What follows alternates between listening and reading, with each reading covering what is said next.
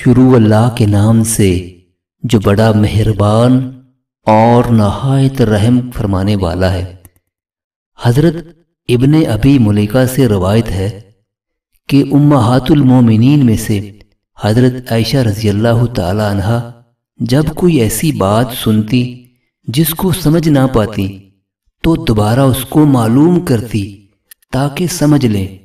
چنانچہ ایک مرتبہ نبی کریم صلی اللہ علیہ وآلہ وسلم نے فرمایا کہ جس سے حساب لیا گیا اسے عذاب کیا جائے گا۔